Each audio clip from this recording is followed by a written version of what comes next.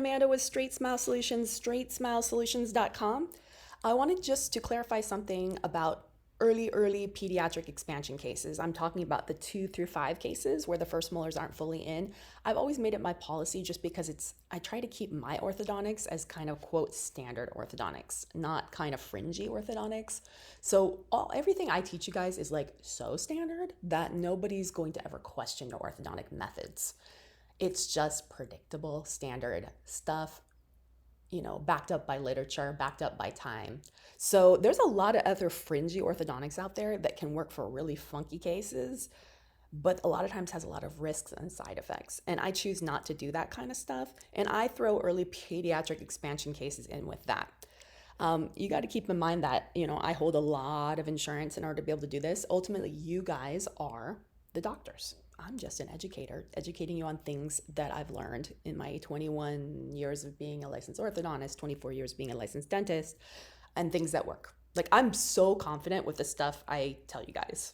And you guys know if you work with me on a case and I think it's beyond the scope that what you should be doing, I have the right to decline a case. If I think it's unpredictable, dangerous, it is in my terms of service. And sometimes you'll pick a case, I'm like, I'm sorry, I can't help you with this. This is why, So I have a right to opt out of cases. Anyways, so it seems like there's more and more interest on people getting started with early phase 1 expansion, which is great, which is fantastic. I am thrilled about this, okay? And and granted, keep in mind here, I haven't made the cover image. This is actually a screenshot from my website where I'm building out content, and this is just a placeholder. But I really recommend you read the AAPD statement on early expansion. AAPD put out a statement. It's like a PDF. It's a 2-pager or something. I linked it there. That's their statement. I think they're right. I agree with the AAPD. I'm not even sure if the AAO has one, but I'm assuming all of you guys who want to do this are pediatric dentists. So I'm going to stick with the AAPD statement. So this is what they need you to do. Basically, you can't be doing early. This is the way I read this, okay? And my own attorney as well has read it. You can't be doing this unless you're working with a medical doctor. So it's not unlike general dentists who are doing sleep dentistry. They have to, in most states, and like I said, gray area, they have to work with a physician, a pulmonologist, an ENT. Same thing for you guys. If you're going to do early phase 1 expansion, you have to be working with a physician. I mean, look at these steps, okay? If you do this stuff on your own, and something goes haywire, hey, I'm not going to get thrown into this with you. No, thank you. So that's why I'm opting out on helping out with pediatric expansion. I think that there are programs that are out there. From what I'm hearing, there's courses, but there's not a lot of doctors that will handhold you step by step. That's what I do. I handhold you step by step. I do have courses too, but I handhold you step by step on cases that I know work and aren't going to cause major problems.